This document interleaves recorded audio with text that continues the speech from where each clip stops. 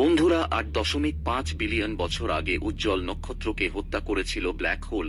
তার আলো এখন পৃথিবীতে এসে পৌঁছল। চলতি বছরের ফেব্রুয়ারি মাসে মহাকাশে রহস্যজনক একটি উজ্জ্বল আলো দেখতে পেয়েছিলেন বিজ্ঞানীরা। পরে জানা যায়, এই আলো একটি নক্ষত্র থেকে আসছিল, যা সুপারম্যাসিভ ব্ল্যাক হোলের খুব কাছাকাছি পৌঁছেছিল। বিজ্ঞানীরা জানিয়েছেন, ব্ল্যাক হোল এই নক্ষত্রটিকে টুকরো টুকরো করে ফেলেছিল। আর এখন বিজ্ঞানীরা আবিষ্কার করেছেন যে পৃথিবী থেকে 8.5 বিলিয়ন আলোকবর্ষ দূরে এই ঘটনাটি ঘটেছিল। সেই সময় মহাবিশ্ব তার বর্তমান বয়সের মাত্র 1/3 ছিল। এই নক্ষত্রটি 8.5 বিলিয়ন বিলিয়ন বছর আগে ভেঙে গিয়েছিল, যা চূর্ণ বিচূর্ণ আলোর আকারে গত ফেব্রুয়ারি মাসে দেখতে পান বিজ্ঞানীরা। এই উজ্জ্বল আলোকে বিজ্ঞানীরা টিএ 2000 সিএমসি নাম দিয়েছেন। গত 11 ফেব্রুয়ারি ক্যালিফোর্নিয়া ইনস্টিটিউট অফ টেকনোলজির পালোমার অবজারভেটরি দ্বারা প্রথম দেখা গিয়েছিল এই উজ্জ্বল আলো। ব্ল্যাক হোলের মাধ্যাকর্ষণ শক্তির দ্বারা যখন কোনো নক্ষত্র ছিন্ন হয়ে যায়, তখন সেটি একটি জোয়ার ভাটা বিঘ্নিত ঘটনা হিসেবে পরিচিত হয়।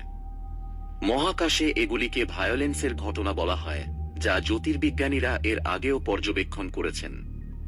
প্রসঙ্গত, টিএ 2000 সিএমসি হল সবচেয়ে উজ্জ্বল এবং সবচেয়ে দূরবর্তী আলো। জ্যোতির্বিজ্ঞানীরা বিশ্বাস করেন যে ব্ল্যাক হোলটি যখন তারাটিকে গ্রাস করত, তখন তা থেকে বিপুল পরিমাণ শক্তি বেরিয়ে আসত।